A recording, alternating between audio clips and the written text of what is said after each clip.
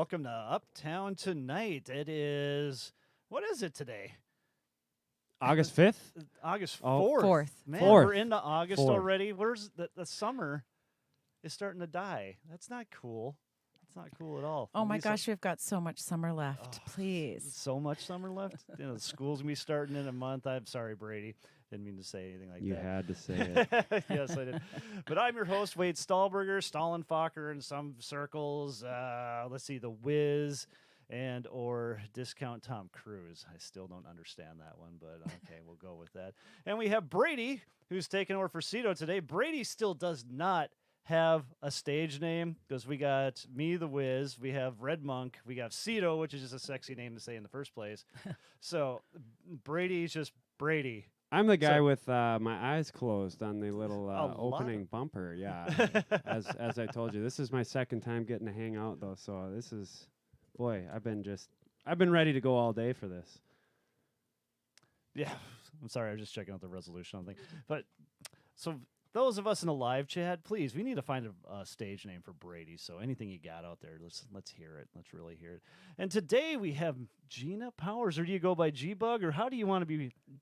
Gina. Gina, Is let's great. just go Yeah. with Gina. Okay, Gina's great. That works for me. So basically, we have to make sure that we do subscribe. That'd really help us out. Subscribe, like, comment. The more comments we get, the more this gets seen out there in the real world. So please do that. Help out Gina and everybody else out here because I always said before, rising tide raises all ships, and that's the real reason for having this podcast in the first place. Let's see if we can really get this music and entertainment stuff in the area just really bumping again. So last weekend, let's see, it's Brady and I, we had a couple of really interesting gigs. The first one was out in Barnesville, and we got a photo of that somewhere here for if Brady can get to our weekend fun thing right there, and image number 1. And this was at the Pitchfork. Now, this is the whole thing. We're just going to use the stage and what we had set up there. Now, the Pitchfork, they haven't had bands there before. So we were the first band to come into there and play for them. And, you know, it was the results you'd have as a first-time band and a first-time venue and a first-time everything else, which brings me to the idea is that all of us out there, again, with this idea of a rising tide raises all ships. So we got to make sure that all these venues get taken care of extremely well. So I know the owner there paid a lot of good money for having us out there, and people were kind of scarce at the time. But we got to make sure that we are performing at our maximum, at our peak. Everybody out there should be doing that. If you only have a few people, make some super fans. Really get in their face, really get out there. Like Iggy Pop back in the day had a real big story about him is that he started off, he was opening up for a huge act, and there was only like 2 or 3 people in the crowd. He just jumped off the stage, and he just jumped right in front of them, the seats right before him, and put both barrels in their face. You know, he just gave them everything he had, made some real fans that day. So that way, if we do make these fans, really do like put the energy out and all that, and try to keep these venues going, at least not to discourage them in any way, shape, or fashion. The second one we played at was really cool.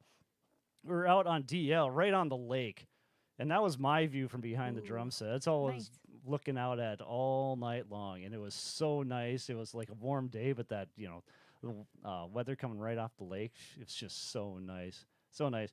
And we put everything, because right now, it's hard to describe it, but we're on this deck that's about 12 feet above everybody else, and we just put all our speakers underneath the deck, and it's just like this amphitheater. It's really cool. Really cool how it came up. We had boats out front watching. That was awfully neat. Yeah, it was. Doing some fan interaction that's with right. boats, and they were flashing lights, and that was a good time. So they're just talking with the boats that were coming up and watching us and then taking off. But here we got some axe throwing that the guy brought in as well. I didn't even know this was a thing. You know, this. I think they're from Alexandria. Is that correct, Brady, or did you catch that? I did not catch that. Alexandria rings a bell. Okay. Look at me there, though. I am. I shouldn't be admitting this, but I was trying to flex during that picture. You Check out cannot those tell, guns. but Sun's out, guns out. Oh Yep. yeah. And then Cito. You know, they basically had this little axe throwing. Was a trailer that this guy built, and we did all that. So I have actually a little video here of Brady and Cito going head to head on this. Now Brady's gonna have to do the play-by-play because I have no idea what's going on. Oh boy, I hope I remember. It looks like I won the rock paper scissors game. I was going to make it first, but apparently because I won the rock paper scissors, I missed there. That was a miss. That did not stay. Cito hit. He got off to the early lead.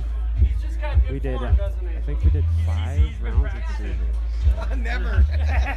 I'm in a hole. I got to come back, but that's where I like to be. God, he's gonna be tough. Oh wait, there's gonna be. There's rules of war. You don't want to get excited. You get excited. So his second play, there I stopped going off. That looks like it's Brady two. go. But look at that, Cito, he definitely had the early lead. That's two. We'll get 2. You're at. Was that a bull? He had 3. Okay, but did you have 1 on the last one or 2 on the last one? I had 1 on the. So you're at 4. Okay, 4. 4-2. Me first or you first? You first. Okay. Oh, miss. Now I'm seeing the door open. Oh, but I did not capitalize one bit. So we'll see how this portrays it. I got to catch fire at some point. Okay. You first. You're honored. Well, yeah. Is this the last round? You're honored, I said. Oh, you got it. There he You missed got it. again. You can hit this. Door's open. You just got to hit a 6 or 3. 6 or 3. So I'm going to go for red. Yeah. Red is 3. And boom. Bullseye to win it. Nails it. What a time that was. Bullseye to win. Some say that means I have the clutch gene. That is. Peter and I tried after that. It's not as easy as it looks. Cito and Brady made it look easy. Did you guys have a picture? We do. Okay, There I we was are. gonna See, say, there as was dumb one as I more look on picture. this, that's basically what we look like when we were throwing it. It's like we both could not get that thing to work. It looks like your face was photoshopped. Exactly. It's just terrible. It's Well, at hugely least terrible. he doesn't look like that Nope. guy who is trying to flex. But as I look at it myself, it does not look like there's any flex going on there. So, yeah, let's move on from that. So that was our weekend, and that was a lot of fun. This weekend we got a huge weekend coming up, but we'll talk about that when we get to that section. So, but we have Gina here. Gina, how's it going? It's great. Great. Hi. It's awesome having you here. We've been really waiting for this day. We really have been. Well, that's nice of you to say. And thanks for having me. Now we had Russ in a couple weeks ago, and he's basically warmed up the plate for you. So, He's so Gina, cool. where did you come from? I know you're not from Fargo, right? I'm not originally. I'm from Yeah. San Francisco. It's funny that you said that, though, because it just made me remember when I was little. I was in a Woolworths with my mother, and there was a nun there, and she was in a full habit, and she had the full gear on, and I was just enamored with nuns at that time. I was raised Catholic, and so As was I, but really. but so she said, I said to my mom, "Can I go talk to her, please?" And my mom said, "Go ahead, go ahead." So I went and I asked her, "Sister, where are you from?" And she said, "Well, I'm from heaven, and so are you." And I said, "Nuh-uh, sister, I'm from California." Some people I say one love and the that same. story. Yeah, that's one of my favorite stories. Anyway, yeah, I'm from San Francisco originally, but I came up here in winter of '86. I always want to say '85 because it was my sophomore year of high school, and I started that in '85. But it was January of '86 that I came up, Oh, really? and I So is it finished from school. parents to get a new job, or Oh no, that's a whole nother podcast. another podcast? Now I'm interested. So you got me hooked on this. It's like No, it just moved around a lot. And my mom passed away when I was young, and Okay. and it caused a Sorry to hear that. number. Thank you. And it caused a number of moves and interesting life trajectories that led me here, okay. and then eventually graduating. Actually, with the GED, but the class of 1988 at North High. Peace out for everybody. Another North Peace Higher. up for everybody. Why Yeah. do all the musicians Peace up. come from North High? I don't. Well, someone should write a book about this. the mystique of the North High School yeah, musician. she had. Yeah. Oh, I'm blowing all the names now, but we. Oh well, Ted Larson, Mike Larson, John. Johnny go to that school? I don't know if John Lang went to North, but I know that Ted. Johnny Lang was from Yeah. North. Yep. And then, Jeff Hyenga, also known as Jeff Hayes, phenomenal bass player. He came out of North High. Yep. Jeremy Current, I believe, great. There's just that's just a few that I remember from when I was in school there. But anyway, yeah. So thankfully, the class of '88 still claims me at North, and so they do occasionally invite me to their reunions and their rabble rousing and such. And I'm so happy when they do.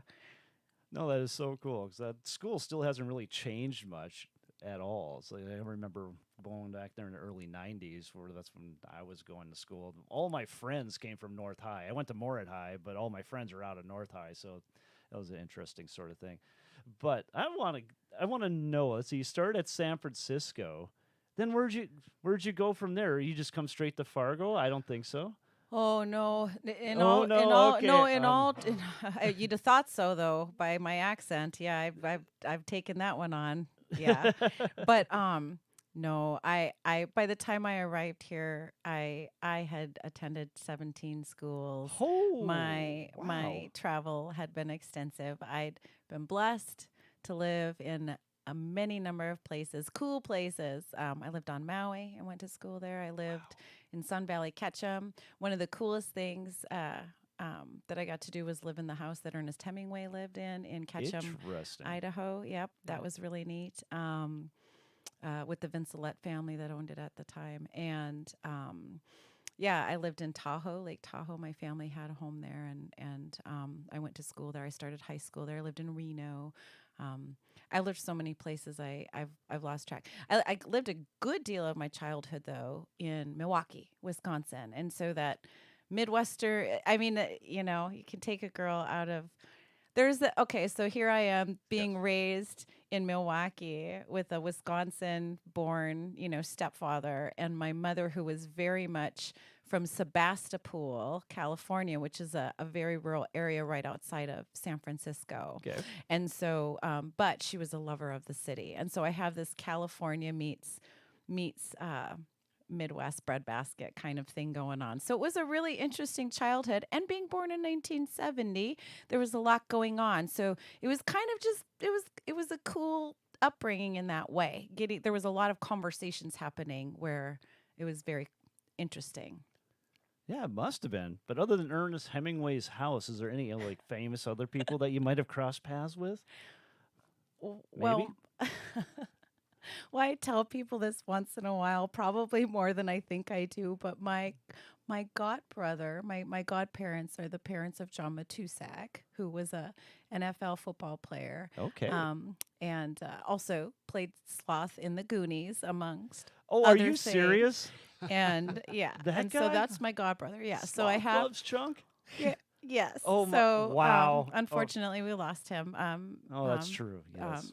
Again. Years back, but yes, I'm so. That's still awesome. It is pretty awesome. Wow. Yeah, and I love my god family, and so shout out to any of them. Hi, Matuzaks. Hi, Carrie. Hi, Simone. I'm just over here, Chris and you've all got the like 3 or 4 podcasts. We need to have you keep coming back. You've got quite a story. It sounds good like. heavens! I do have a story. Actually, I do have a story, and I used to wrestle with that fact. Like, how do you create a narrative around such a big story?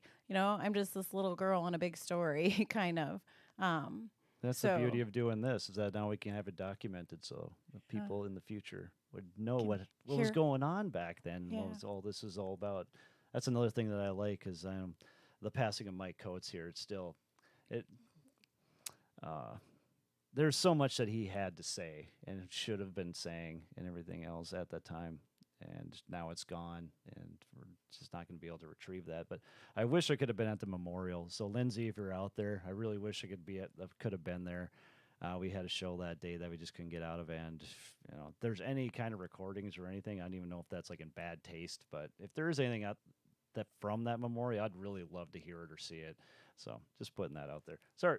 No, absolutely. A pause for Mike Coates is certainly appropriate. Yes. Yes, but your story. So you're just getting started with it. Where was this going with your story? I'm not sure. Where did we leave off? I moved around a lot. Yeah, you're in Milwaukee. Yeah. Well, I had called her out Milwaukee. Now- for having tons of stories, and I was about to say, I'm sure music really helped you kind of direct that little girl that you were feeling like, that I'm sure getting on a stage and getting in front of people, getting to tell your story in that manner really kind of helped round you into who you are today. You know, maybe on a level, but it didn't come until much later, you know, really that I started to decide I was going to risk feeling uncomfortable in order to learn how to feel comfortable on a stage. So I'm kind of a dive right into stuff kind of person. And then I go, oh, crap. Yikes. This is what it's like. Uh-oh. Yeah. So as my God bless my band members can attest, they're awesome. I've got awesome teammates. But anyway, yeah. So I guess music was always just a consistent part of my life. So when did that start? Oh, from the time I was little. I Awesome. took a trip back to Indiana, and an old friend of my family's. In fact, I'm going to be going there again at the end of August. Hi, Sue. I can't wait to see you guys.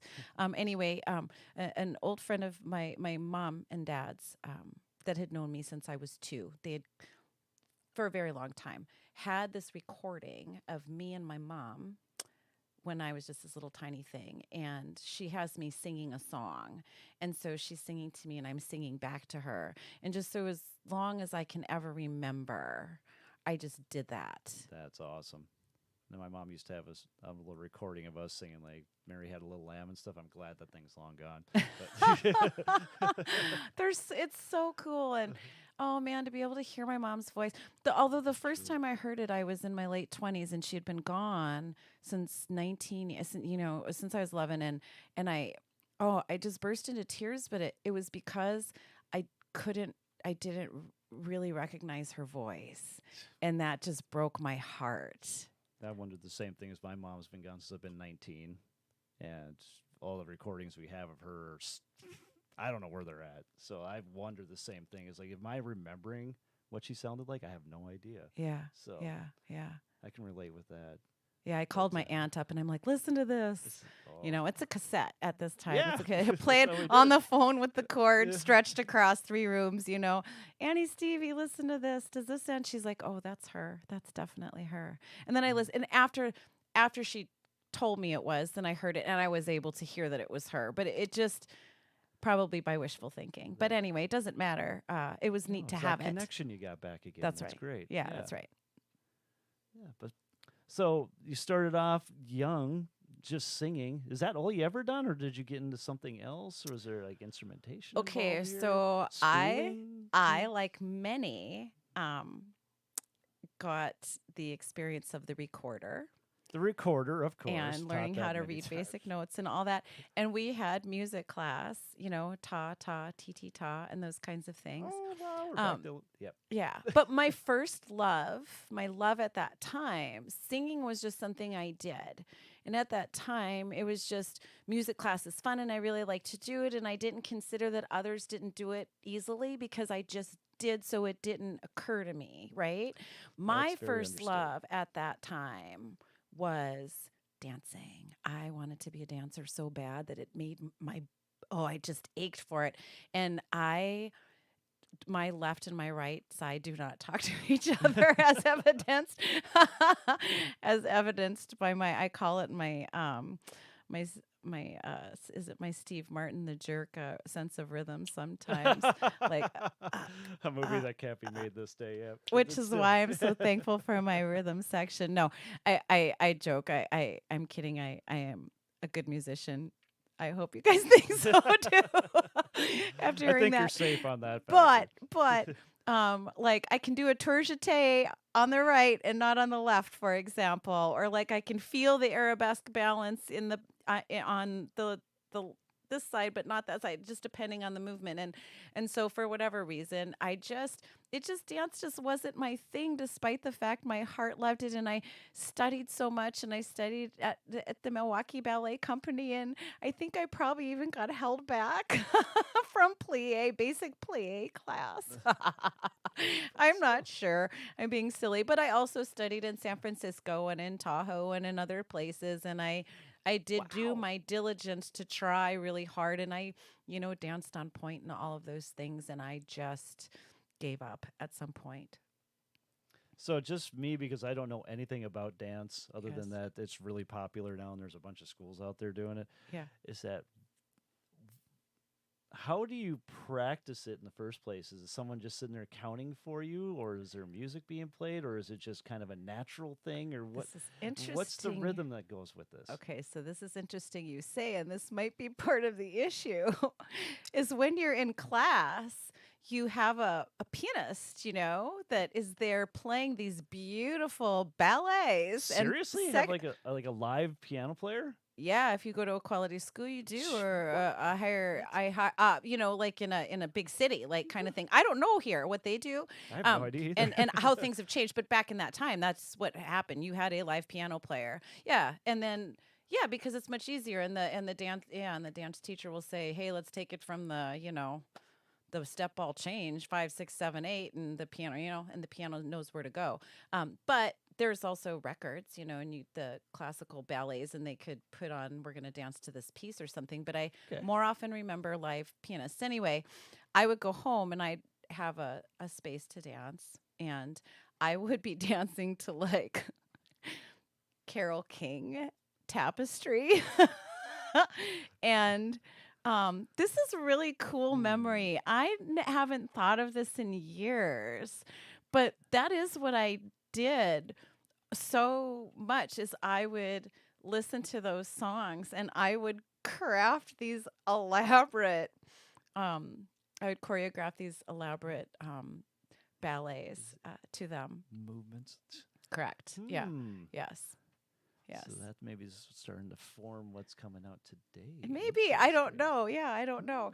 I can see a correlation there. I'm really thankful that I get to boogie so much in the FM boogie nights. I get to boogie down with that. I don't do it well necessarily, but I sure do it with my whole heart.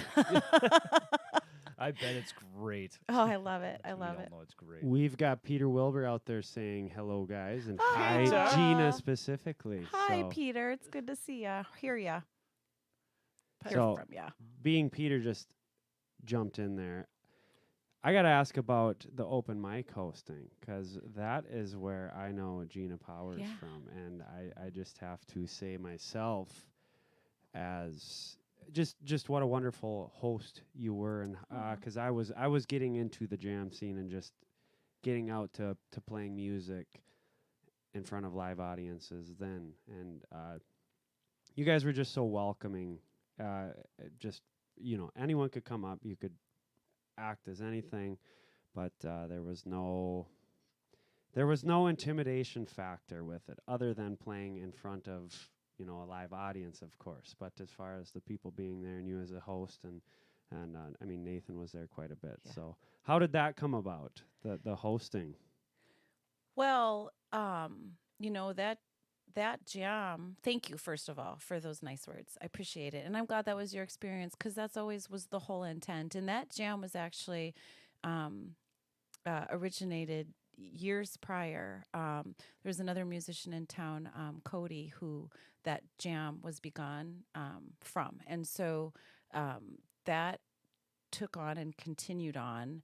And Nathan, I don't know who all hosted it prior to me. I think, is it possible that Diane Miller at one time might have even hosted it? And then after that, Nathan Pitcher hosted it. And I'm just completely just grabbing random stuff out of the air that I think I remember. So this could be wrong. But I know that I took it over from,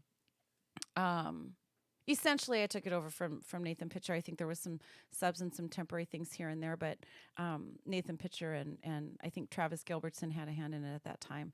And I had met Nathan Pitcher who worked at Dempsey's, Books for Dempsey's and the Aquarium, and was the open mic host at the time at Elevate Rock School, where we were both teaching at the time. And so that's how I kind of was turned on to the jam. I would come down, and we started singing together as a result of that, because we would have fun. And on nights when nobody would come down, or people would leave early, or it would be a minute before they got there, it would give us some time to just sing and do some fun stuff. So that's kind of how that all started for me. And I went to that jam pretty regular for a couple years, I'd say.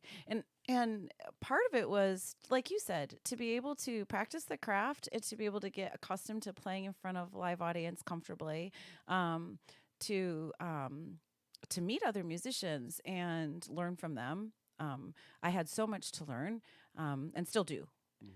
Every day. And but Nathan created that kind of an atmosphere. And I know that was the way Cody was. I had the good fortune of being able to play at a jam at Side Street when Side Street was way over by the river. Back in the day. Yeah, the good old days, listen to me. But anyway, I remember when. But yeah, and so that feeling of music is for everyone, and the desire to create music or create spoken word or create something to entertain people or to share a bit of yourself is that's something that should be shared. And so if people were brave enough to get up and do that, I was gracious about it because grace had been shown to me, and because I just feel like that's the way it should be. That's just the way I was brought up in the scene. It's everybody's scene. So let's all get in there and just have some fun and learn from each other. Well, you guys did a fantastic job creating that atmosphere.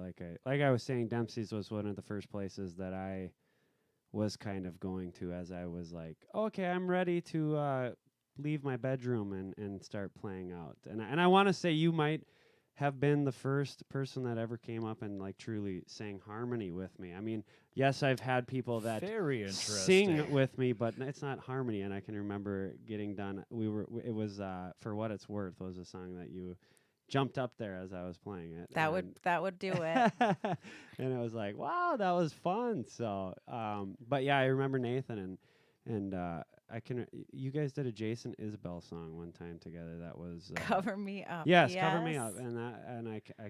I still have a vivid memory of when you guys were doing that. It was down at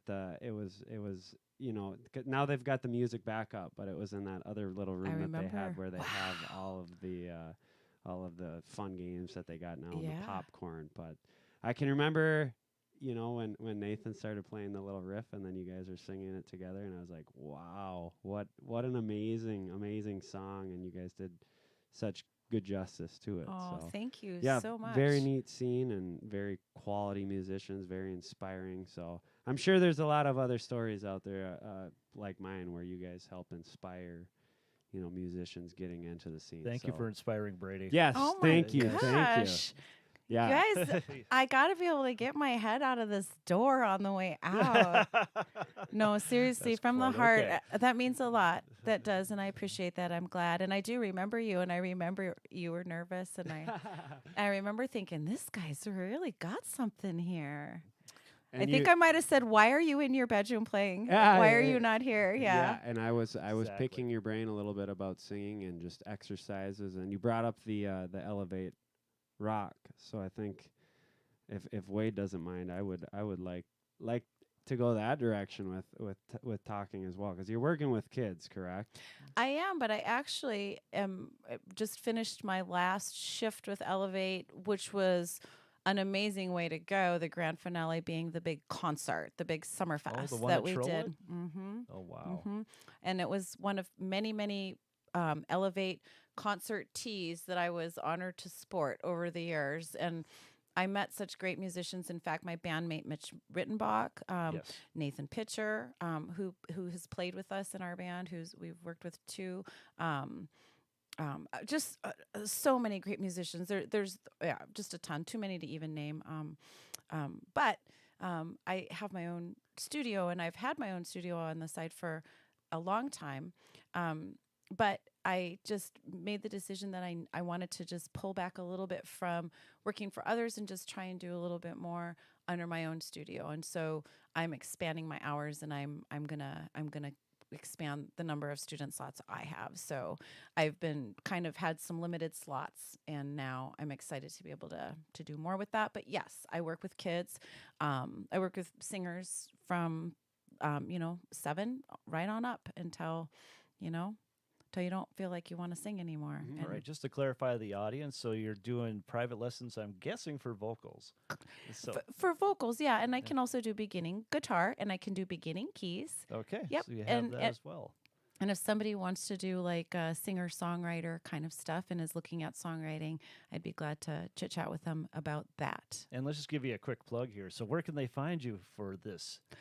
They can find me at Powers Vocal Studio at Gmail, or Powers Vocal Studio on Facebook. Powers Vocal Studio. Yeah. On Facebook and at Gmail. So yes, Yeah, right on. We'll plug that again at the end, but I wanted Thank to make sure you. we get that one in there. Thank you. And hello to all of my friends at Elevate who I dearly love. And thanks to the Bryce and Lisa Nymiller for that great school that they have going over there. Yes, Bryce, we will be contacting you in the near future here. So if you see this, yes, I'm contacting you about coming on the podcast just to see the background of all that stuff. I know I've talked with you before about this, but let's get it on tape this time. All right.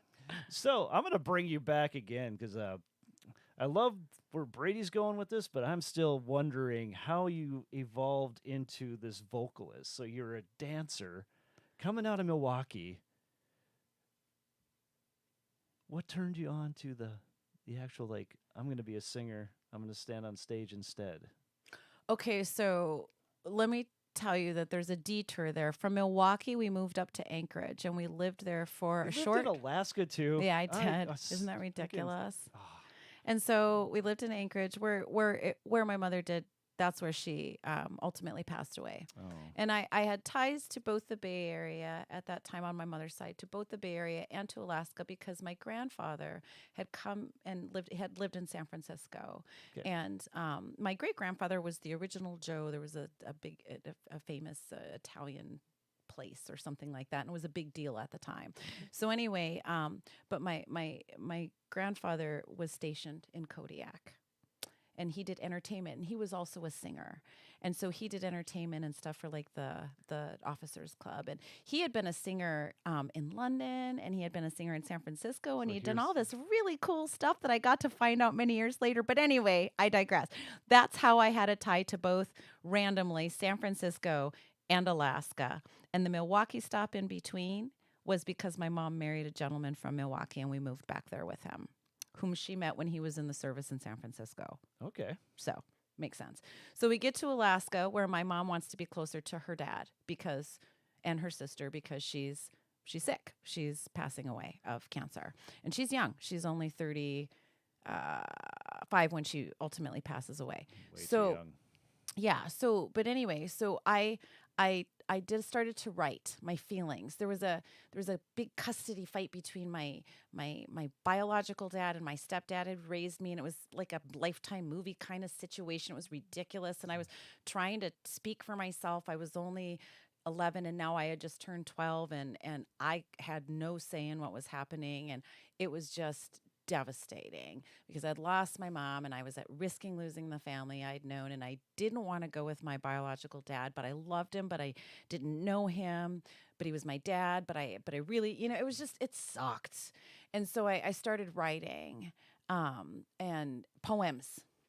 And it was and I was showing, like, read this, thinking, like, will they get it? Like, will they, like, stop it if they read what I have to say? And no, the answer is no, it didn't work. And so the court case ended, and I was whisked away on an ordinary Tuesday in my little red funeral dress, because that's the best one I had at the time, off to go live with my biological dad. And so that's how I ended up getting to Tahoe. So I go from this place where we had limited resources. My mom had been sick a long time. Yeah. And where I could learn to play the recorder, and I couldn't even learn how to play the violin because we didn't have the money. And I think, to be honest, that probably a relative was probably paying for my ballet lessons.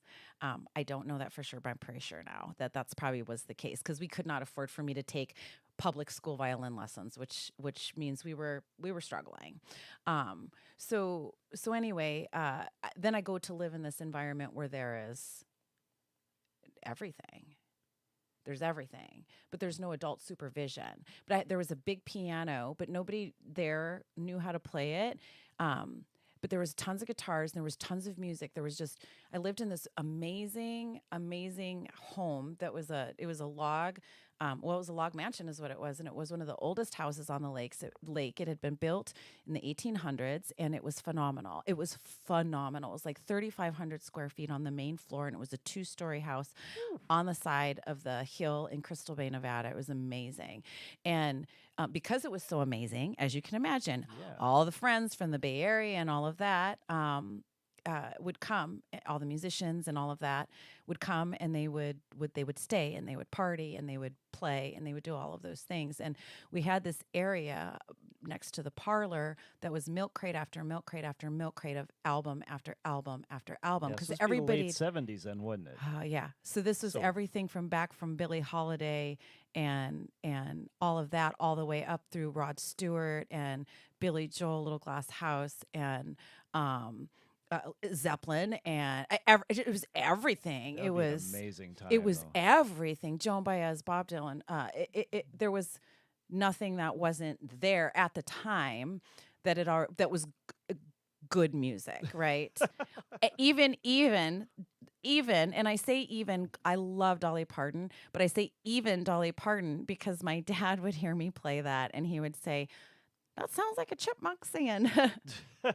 And I didn't care. I loved it. I was down there, coat of many colors that my mama made for me. I was totally down for Dolly. Anyway, and the police, just everything. It was so awesome. And so I put those records on and I danced to them. That's what I did. I danced all day long, and there was no, like I said, real adult supervision. And so I danced and I sang. And my father was my vocal teacher, which was basically a dude with a cocktail going, "Sing it to the back wall, baby," kind of a thing. Oh, with wow. a cigarette, and "Come on down here and show them how you sing Bonnie Raitt, kid." I couldn't imagine my dad doing anything like that. And at all. and so I was the after hours entertainment for So anyway, it was quite a time. So that was a big part of my experience, but there was guitars there, and my dad knew like 4 chords. Of course, he told me a big story about how he had played with some huge act, which I know wasn't true, and God bless you, Dad. I love that you were trying to impress me like that. You're awesome.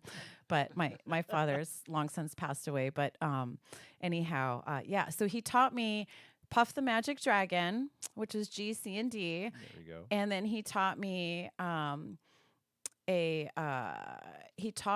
version of Horse with No Name that was basically A minor to like some kind of a weird B minor slide, and then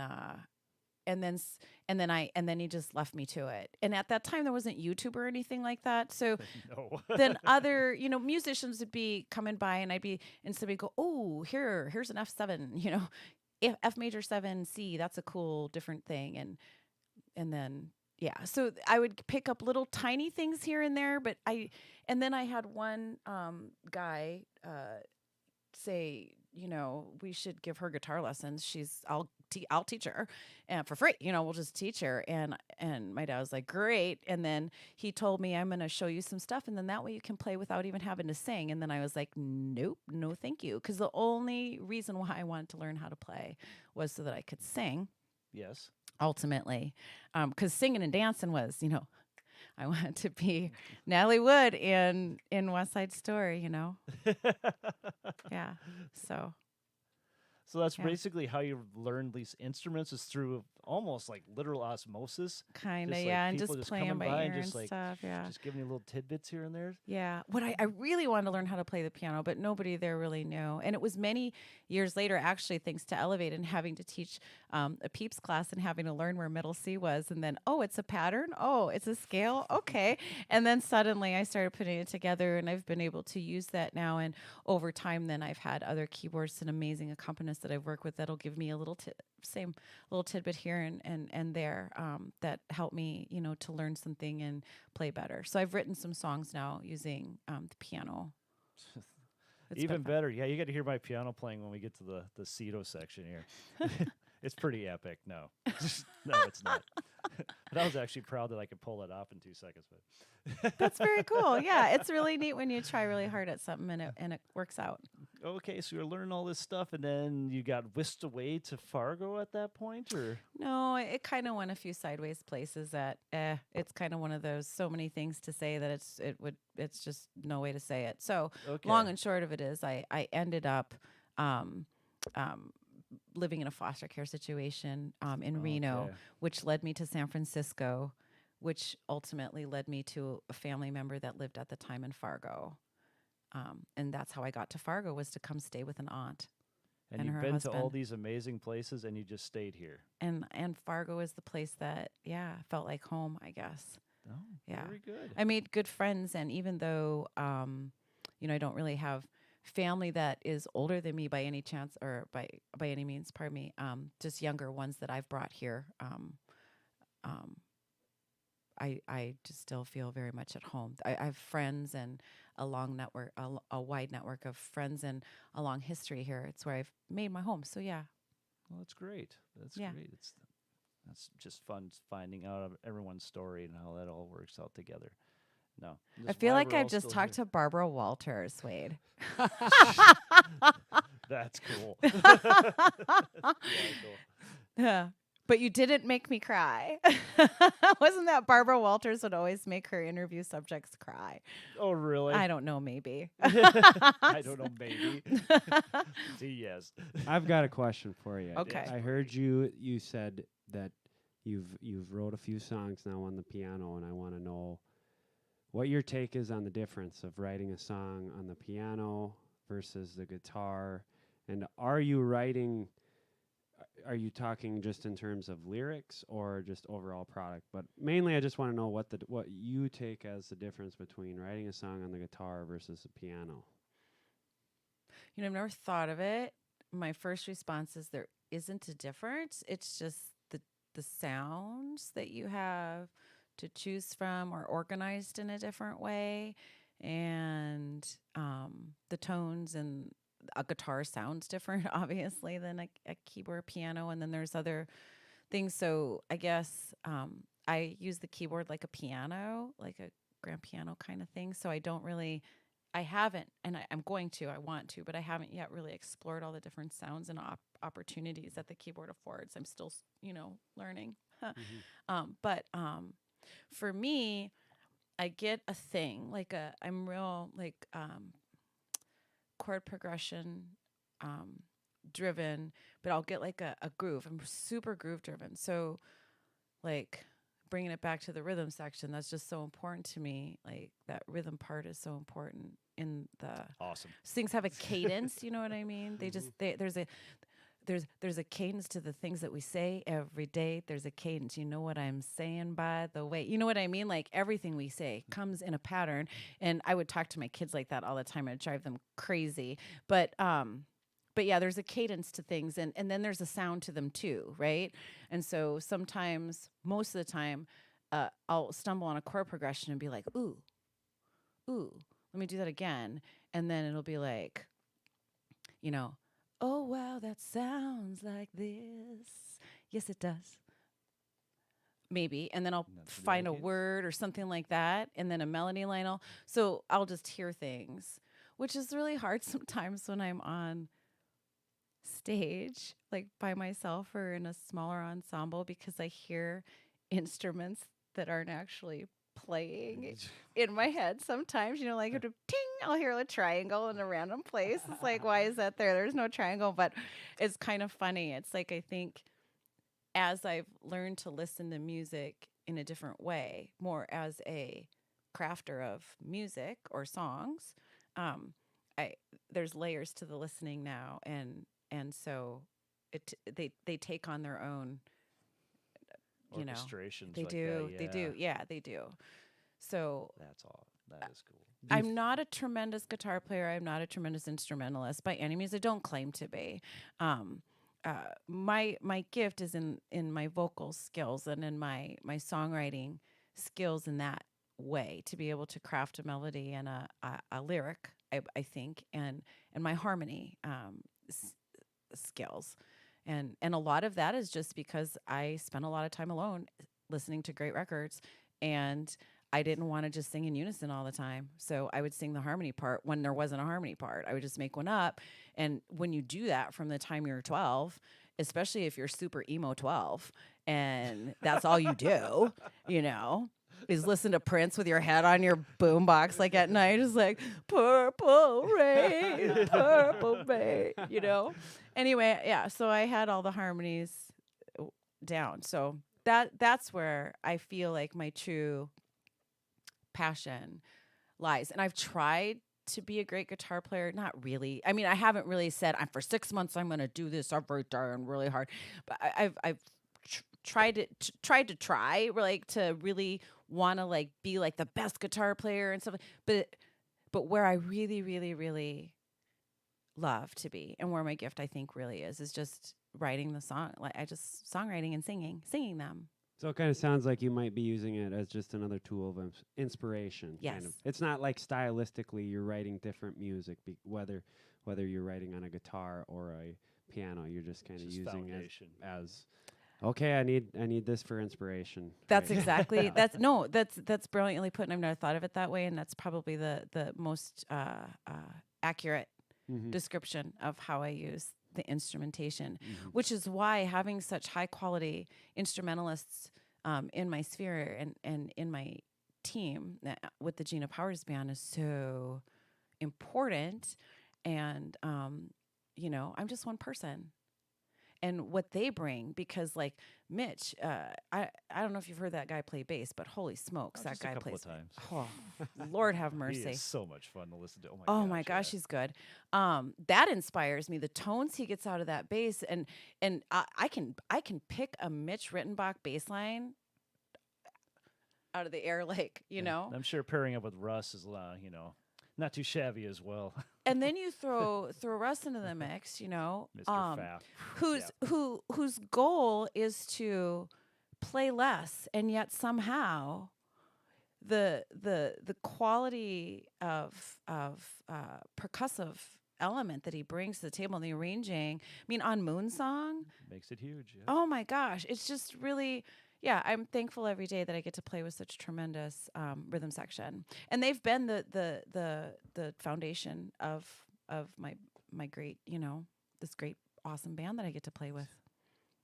Yes. So I'm going to tease this before we go on to our weekend report here. But was there any other sort of employment that was trying to pull you away from your music side? During all this, or maybe in the past few years? We're going to tease that right now. We'll ask you that right after this. So, Brady, they're sitting in for Cito. What do we got? We got the Cito bumper down.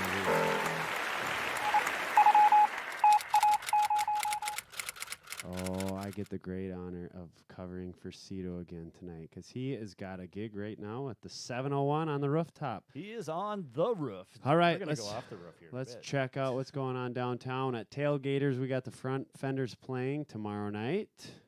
The Side Street Grill has got Funk Commission tomorrow night as well. Island Park has got the Kicks Band Jazz Festival Sunday. What is that? Do you know what exactly? It's a community jazz band that used to be. Gosh, I should know this, guys. Sorry, Tom. I should really know what I'm talking about here. But yeah, it's a big band. It's gonna be playing out, and I think must have a few other band or jazz bands playing along with them because of it being a festival. Sounds out in very Island Park. interesting. So really good, really good. I definitely highly suggest checking them out. I see we got another festival going on too, the German Folk Festival. You said that is Roll Farm. At the Roll Farm. Yes. On Saturday. Great brats. All right, we got more downtown stuff. There's Cito, as we said, playing tonight at the 701. Cito! There he is. What an honor. I'm trying to fill the shoes. At the Fargo VFW, we got Anomic Hi, Jay. Hey, Jay. playing Friday. Then we got Smith and Love and Six String Circus. Nick Lovin back. Is that who that is? Yep. Oh my that's gosh. String Circus. What? So is that just an acoustic duo that they're doing then? Yeah, that's what they call Awesome. themselves, the Awesome. Six String Circus. Gina, I'm gonna let you do this next one at the Edgewood Tavern. Yeah, Chris Sargenziano and I are going to be there. Beautiful. Yeah. That's I exciting. forgot to put the so date on. yeah, I was just gonna say. I Terrible see me. there's I no just thought I date. got That's Thursday. Yeah, that's this Thursday. That's tomorrow night Tomorrow. up at Edgewood. Yeah. Edgewood Northsiders represent. Do you know where you play exactly at Edgewood? Is it like out on the patio they got? Yeah, or there's is a it- patio. Okay, Mhm. sweet. It's I've- lovely, really. Yeah, I've golfed there a number of times this year, so Excellent. It's I fabulous. absolutely love going out there. Cito, he always gets just mesmerized at how peaceful is what he calls it when he's out there, just with the trees and being out along That's the it, river. yeah. It's just a very unique feel out It's there. a lovely feel. Yeah, so go check that show out. You'll be amazed by the music and the trees as well. So the Red River Market, we got King Sage playing Saturday. At Dempsey's, we've got Wade. Can you say that? Posheen On playing Friday. Good that there's Dempsey's again. Represent, right? It's good That's that they right. got And music. the aquarium. And the aquarium, upstairs, yeah. yes. That's awesome. Straight line arrival, Devine offering Tuesday. Wow. It's Tuesday X on Friday. They are playing on Friday. I was just going to say they're playing on Friday, too. The Comedy Sellers got an open mic tonight. I still want to check one of those out. I've always been just intrigued by stand-up, and I've never been to an open mic. I don't know. Sorry. Boy, that is an entire another craft. I'm sure that I would be very, very, very intimidated to roll into. they're doing really cool things over at the Cellar with comedy. It's Yeah. pretty Yes, neat to yes. see what they're doing. So stay tuned with them and definitely check it out. If you're a comedy fan at all, check it out on Facebook. Make sure you know what's coming up. Keep trying to push them on here. So. I have an unreal respect for comedians that do it. I mean, that would be extremely hard when there's so many unscripted moments. Not that there's not in music, but just with Especially music. the way I play it. yeah. But you know what I mean. When you're up there and you don't, I kind of look at the instrument as a bit of a pacifier for me. If I'd be up there doing comedy without an instrument, holy smokes, that just I better move on or else I'm gonna pass out here. We got the First Lutheran Church. They got summer concerts going on. Is that starting tonight? It's been going on all summer long, Okay, so beautiful. I'm Is that guessing that's coming to an end here pretty soon. Awesome. Then the Hall, Fargo Brewing, Shooter Jennings, and Charlie Crockett playing tomorrow night. Fun.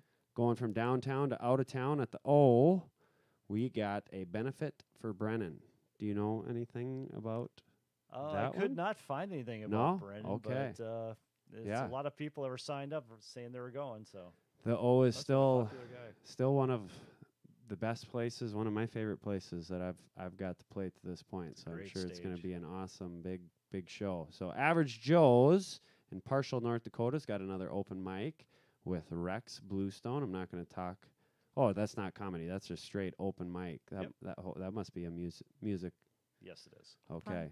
Then the Laughing Sun Brewing, isn't that your favorite? Our favorite place. In that Bismarck, is. man, yeah. Oh, they've got good Yes, brisket. Yes, they got Ben Succi and Danny Savage playing Thursday, and then Jessica Vines Saturday the 7th. Catch Jessica while yeah, you can. yeah. Catch her while you can because she's heading out. Well, I know she's going to come back and see us, but yeah, she's headed out to I California. gotta ask, have you done any work with her? Have you done anything with Jessica? I have never had the opportunity to sing with Jessica. That- I've shared stages with her in shows where both of us had acts. So I've had the fun opportunity to visit and hang out backstage. But no, Boy, And that she's idea so gets talented. me going. Yeah, that would be some real voice meshing happening. If we got to make that happen. That's got to happen. I would With love to Jessica make that Vines happen. and We've Gina talked about it Powers many times. It just is. I think we're collab. both busy. Yeah. Yeah. Oh, I'd love to collab. Yeah. There's Uptown. We got the Oaks Country Club. So another. Hopefully they got big beautiful trees like Edgewood or something. I'm sure it'll be beautiful if it's out on a golf course. So we are there Friday the 6th. Then Uptown at the Windbreak, we are playing tomorrow night. Gosh, I'm excited for another ladies' night show and just to have Butter Back at the Windbreak. running the sound. I Yes, cannot Butter. wait. I cannot wait. And Butter, we need you on here. Oh yeah, You got to really give him pressure.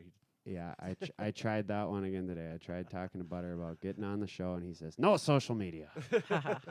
But they got back for more on Friday, and then DJ and the Atomics on Saturday. The Shooting Stars got Shirts and Skins playing both Friday and Saturday.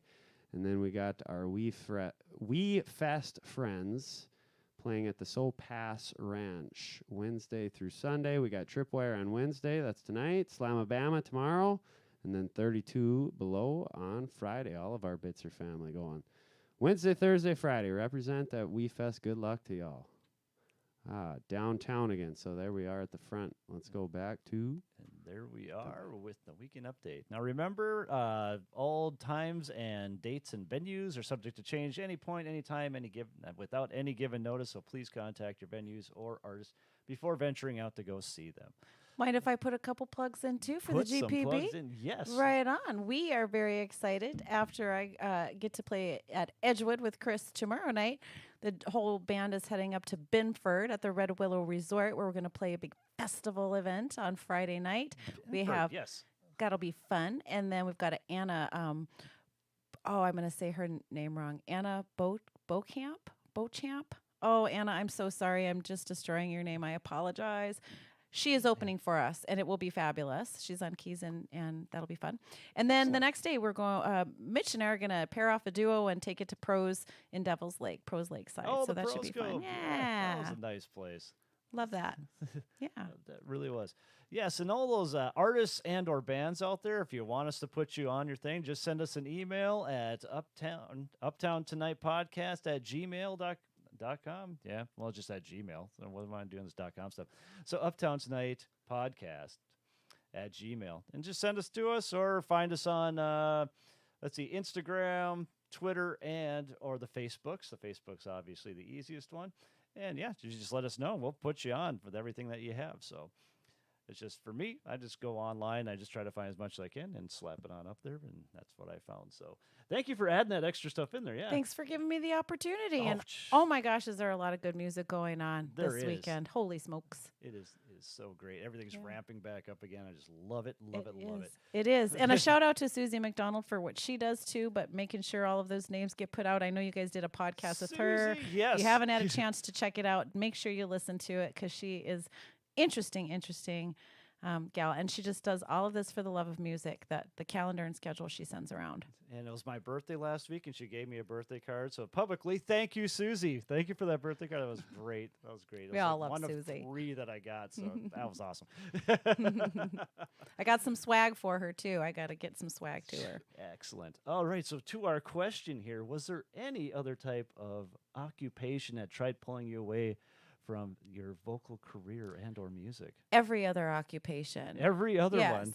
I just like a lot of people, I wanted to do music and I was told, well, everybody wants to do music and so it's hard to do. And I really kind of just didn't even know what to do or how to do it. In fact, I was doing it and I didn't even realize I was doing it. I was singing in bands and I didn't even realize I was doing music or being a musician. Of course, back at that time, I would get paid with Mountain Dew or Mellow Yellow and a pack of Marlboro Lights. And so, I don't think I considered myself a working musician at the time. However, so when I was like 17, 18, I used to play. In fact, my first gig, I was 12 at the Carnelian Bay House in Lake Tahoe with the Buddy Wright Band.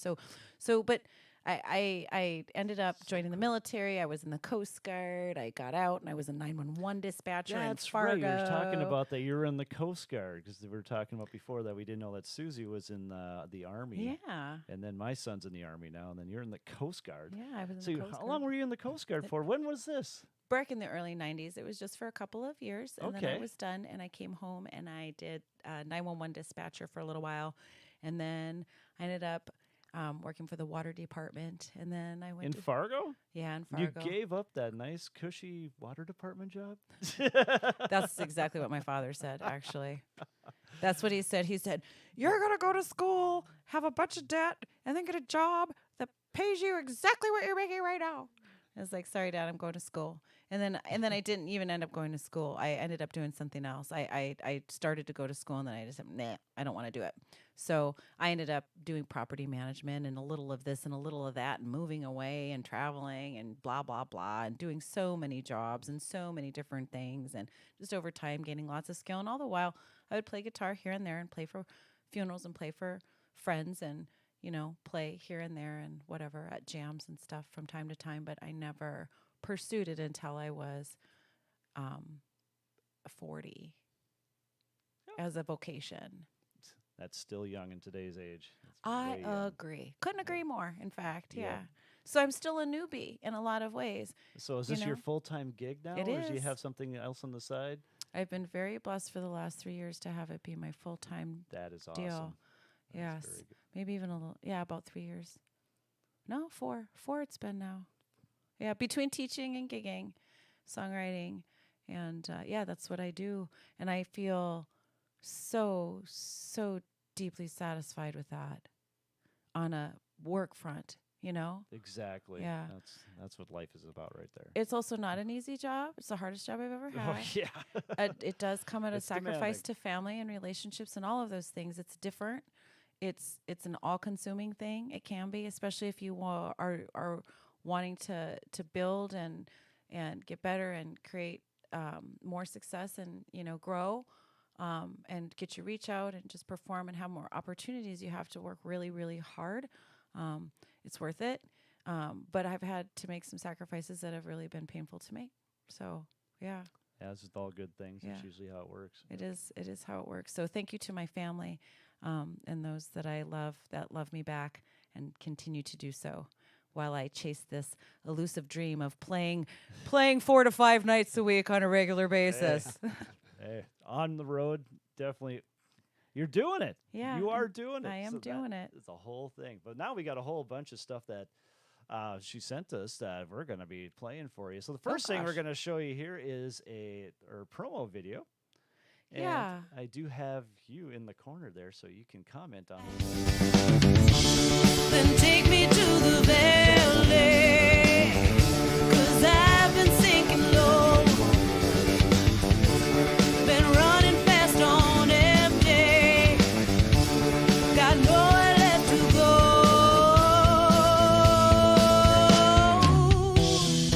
I only know one thing for certain, I'm twisted, Made a t-shirt can. tied up and tangled in my hair.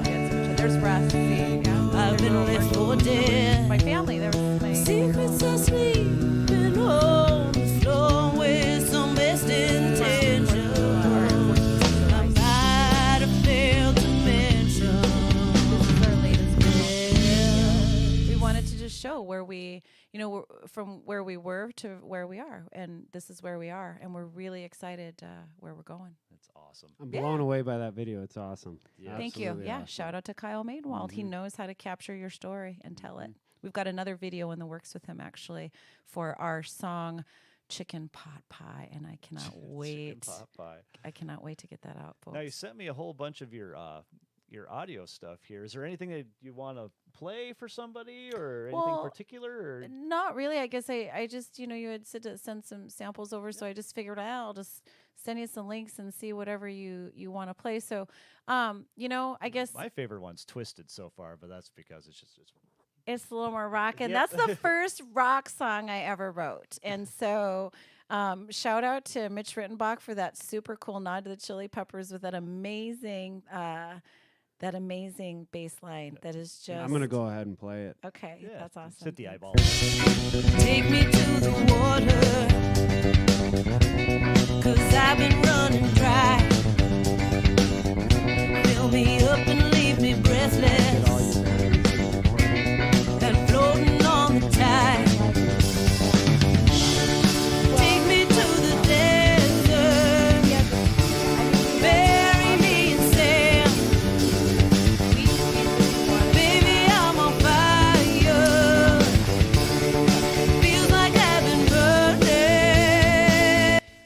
Did an amazing job. We went out to a studio, spent a weekend, and just played our songs. And so we played them as you do with me singing scratch, and then listened back and thought, oh, what do we want? What do we want to add?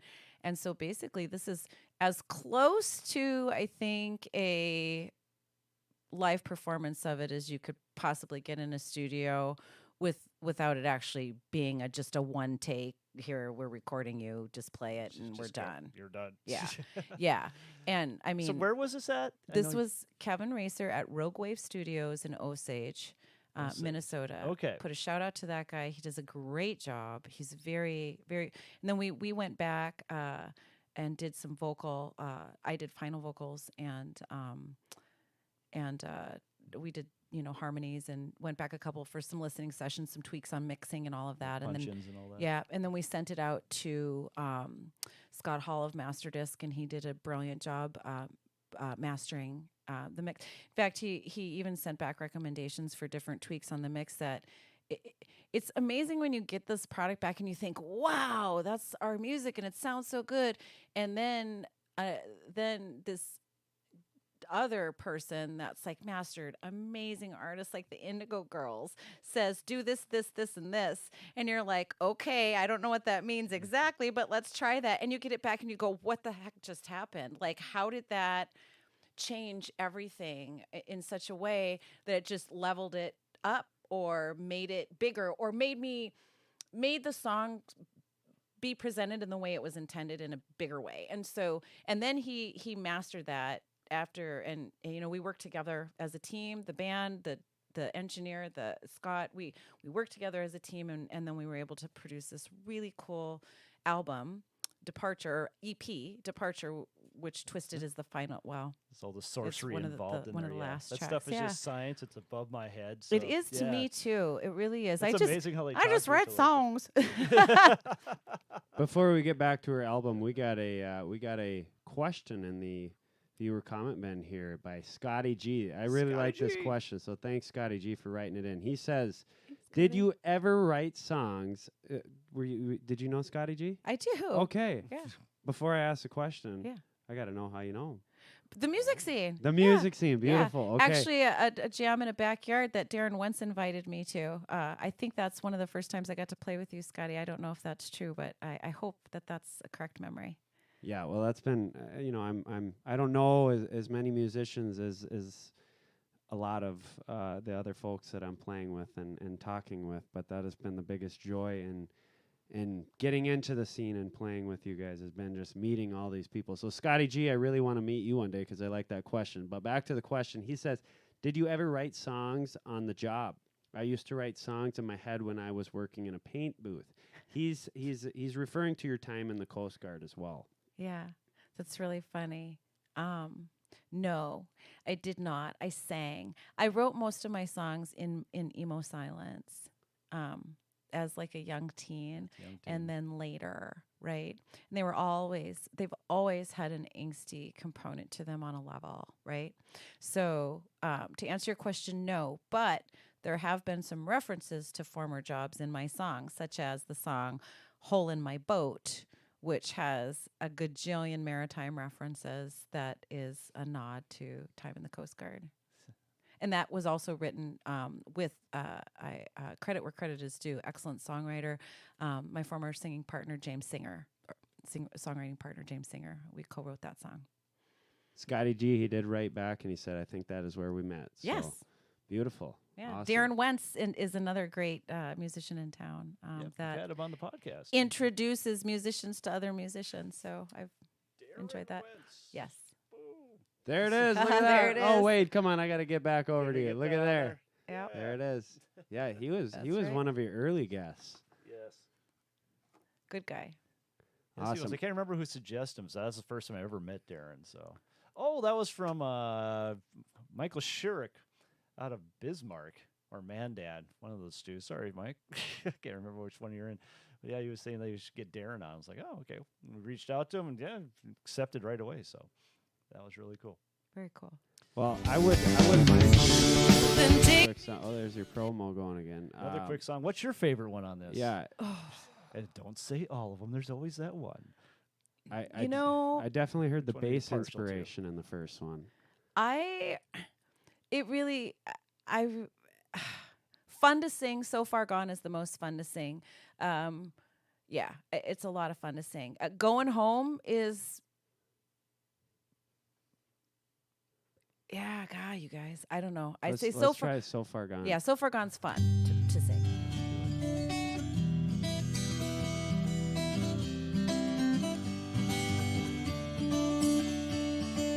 Way back in the woods, I hear the birds sing. The sun is fine, peeking through the clouds. I'm just sitting here writing a love song. Might be the only thing that saves us now. Might be the only thing that saves us now. Moons and Junes come swiftly on like daydreams, passing much too quickly on the clouds. And I'm just sitting here lost in a love song. Try to save us, but we don't know how. Try to save us, but we don't know how. 'Cause we're so far gone, and it's been so long. Not speaking for you, but I'm speaking for me. I gotta say out loud all the things that it just can't be, and it's so far gone. When Russ comes in, that's what's so cool. Is he comes in a way that you don't expect, but that's exactly right. And that's Chris Argenziano, of course, those Awesome. sweet licks, yeah. So what was the inspiration of that song? I was sitting in the back of an RV with my now former husband and our family, and we were trying to put back together what had been long broken. And I was playing the mandolin in the back, and it was Father's Day, and the song is just really, really me saying straight out exactly how I was feeling. And it's very true. Way back in the woods, I hear the birds sing, but it was a very factual song. And we're just I'm trying to write a love song, and maybe it'll save us. But we're so far gone. And yeah. Now, you said that was one of your favorites to sing. Is it Yeah. because of that meaning, or is there something melodically that's No, happening? it's that's melodically that's yeah. happening. Yeah, I love the feeling of singing. And it's so far gone. Yeah. I don't know why. Yeah. It just feels good in my body.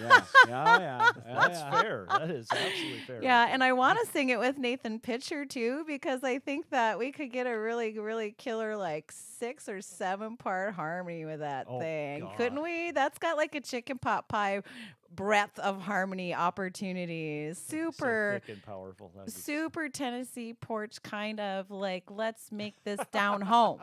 Tennessee pie, I love Swampy harmony. That's the best. That's where the soul is, though. That's where the soul is. Yes, I could hear the build and just why that was fun. Like it was a Yeah. very just Yes. That's started why. with your guitar and then the voice and then how it all built. And then the drums, and then all of a sudden, here comes Yep, everything, and yep, it's like, and it yep. feels like, and I've said this before, it sounds so goofy, but a magic carpet. It feels, it's like I literally, everyone's gonna think I'm crazy, but it feels like a magic carpet literally lifts me from the bum, from behind, and just just picks me up. I don't know how else to describe it, but that's how music, when it starts to build, feels to me. yeah. Well, I'm a As big it should. John Mayer fan, and I can Oh, remember yeah. when he was one of his interviews. He's like, you know, playing guitar on a stage it's the next closest thing to flying, and it's like, oh my gosh, that's so true when everything is just in a groove. So that's I'm sure why you enjoy singing that part. You know, the way you It feels like were flying. saying It truly feels good. does. Yeah. Oh, I see. Yeah. Everything that hurts and everything that happy, it all just comes out at once in this just force of air, and on with a sound on it, and it's just. Did we hit on where they can access your tunes? Well, it would be really cool if they'd go to Bandcamp on Friday, because I believe Bandcamp is doing a revenue waiver on Friday.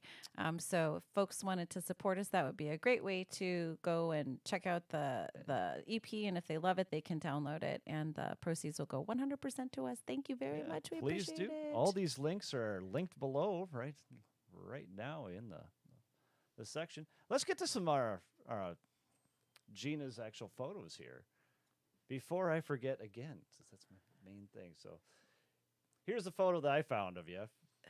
That is that was an indoor gig that was supposed to be an outdoor gig, but I just loved rainstorm all the people behind you, and I saw the congas there. I'm just like, what's going on? Isn't that fun? For a moment I played congas, and then we decided that it was best if we leave the percussion to Ross. I love to play the congas. I do, and sometimes I still try and get away with it. Not with the band, but in my own emo moments, but I'm just being silly. Anyway, I believe it was Max Jean that was playing before us and was doing a jazz thing at the Jamestown Arts Partnership in the Park thing, and this was a number of summers ago, quite a number of summers ago. Okay. Gosh, maybe even the summer of 2017, you guys. It's like a really long time ago. And we played there, and we ended up having to move indoors. And so, yeah. And so we played this great show, and I took a selfie of the audience. They were fabulous. Ready for the next one, Wade? Yep. Go for it. Okay, here we go. That is another Kyle Maidenwald pick. Love that. That, of course, is Mitch, Russ, myself, and Andrew Knutson. Andrew Knutson's been with us for the summer. He's going to continue to be with us for the summer, and then he's heading off to do great things with Aaron Simmons and that fabulous group on their way to Nashville. But we're lucky to be playing with him for now, and that is at Drum Conrad's downtown for an alley party. Yet again, moved indoors. What is the theme here, folks? I guess I should have thought, yeah, but we ended up having to move indoors, and that day it was because it was like the heat was it was tremendous, and it was really unhealthy to be outside at that time. I bet it was. Do you have anyone in mind for after when Andrew leaves, or? We're having right now. We're taking a look at a few different people. People. So if anyone's interested, maybe they want to send their interest your way, or.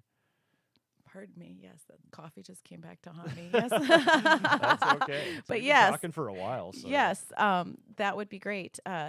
Please do.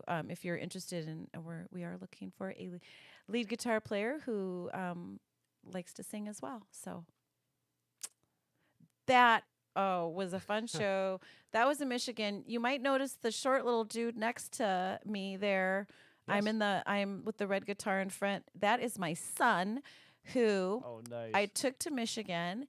And we went and we played a cool festival called Sprucewood, and I did a house concert, and there was some fun shows there. But my son was invited by the organizer, the promoter, to get up on stage and perform a rap that he wrote for the first time. So my son the night before wrote a little rap, and he memorized it, and he got up on that stage and he delivered his lyrics with a live band, providing a backing beat for him. So he had a really good time. And that was the end of I was the headliner that night, and that was the end. I had asked the other artists if they would be willing to join me for a finale of Chicken Pot Pie, which they graciously obliged, and there is the historical proof that it happened. So, gosh, it was cool being able to share a stage with my son. Is your son still playing music? Well, yeah, he's only 11, and this just happened a couple weeks ago. Yeah, this is a big deal. Sweet. I also took him to his first big concert, which was Styx. And that would be a great one to start with. He's probably wearing a Styx shirt in that picture, and I don't think he's taken it off other than when I've pried it off him to wash it and let him put it back on. So he was absolutely blown away by Styx. My first big show, Winger. I'm so sorry. No, I'm just So was kidding. I. Every That all was music not has good. value to someone. So I want to put a shout out to Nate Callan's Boss Design and Graphics. He does an amazing job. He just reworked this logo. Thanks to Russ Pfaffer, drummer, for really being the the force behind making sure that got completed. We just now just rolled it out at our July 14th Red River Valley Fair show. So that was exciting. And that's why I brought swag, you guys. I've got swag. I got shirts for each of you. I got some stickers. Wow. Thank you. Yes. I You love bet. it. You bet. We I'm had absolutely so much loving fun. the colors that are going together there with the the older school yellow and the brown and the baby blue in there. It's We'll have just to hold these up here. very as soon nice as we get our- flowing. Okay, He let's did do it. such a nice job with the, he did a really nice Wait, job I'm with flipping the, to you here. You Okay, There we you got to go. hold these up. These are really nice. Yeah. So. yes. Yeah, you'll be seeing me sporting these on the podcast. Absolutely. That's Yay. definite. Thank you. So. We appreciate the support. So if you want to get a sweet. Gina Powers Band T-shirt, one can be yours for only $19.95. Well, $20 really is what we want. Can you get them on the website at all, or is it all just straight from you? We don't, straight from us right now. We have a merch option on the website. We just, no, we're not ready to handle the capacity of that. So just shoot me a Facebook message. Or better yet, Show up at guys, a show. come to a show, Yeah. and then you'll get a sticker with it, which I'm leaving behind some stickers too. So beautiful. Yeah. Thank you. yeah. Thank you. we got to pepper the town. That's awesome. Thank you so much. Thanks you Gina. guys for letting me have the opportunity to talk about it. Oh no, This is super so, cool. This Jeez, is always so much fun. I'm getting a shirt out of the deal. You don't got to thank me for nothing. I love it. I get a good looking shirt. Was that the last? No, there was a couple Okay, more. beautiful. Let me get back over there then. More of the Okay. Yep. There we are. Oh, I wanted to, it was so fun this summer. Got to play downtown at the street fair. So thanks to Jade Presents and Jack Steenerson for setting that up, and Fargo Brewing Company for being a great host to that little side stage. That was fun. I've been really fortunate to play a lot of shows this summer and some solo shows, and gosh, that's just a whole different vibe. And I used to try and be like, oh, I got to be like super high energy and stuff like that. It's like, no, I don't. I just got to be myself. And I found when I started to just relax a little and just play more of my songs that I write, and just even if they're slower songs, people, it's just more authentic and people enjoy it. So I'm starting to I'm starting to learn a little bit more about, what my identity is as an artist, and when to be my singer-songwriter self, and when I get a chance to okay, now we're in the sports car, let's drive out of this thing. And that's with the band. And so, so that's just a little shout out and a thank you for the solo shows I've gotten to do.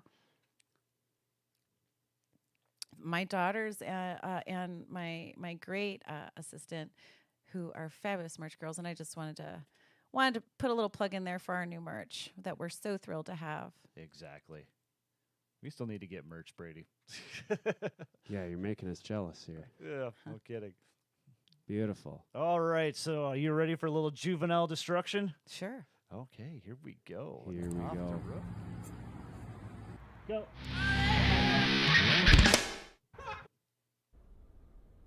So does she know she's supposed to guess what this is, right? Oh, I'm going to say it's a flower pot. Me as well. Because this is also my first time seeing this too. Wade does not show this to me.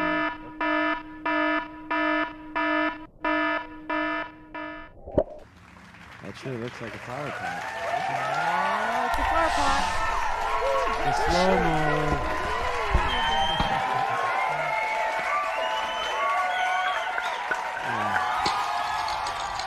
I wish you'd show maybe a video of you having to pick up all those little pieces.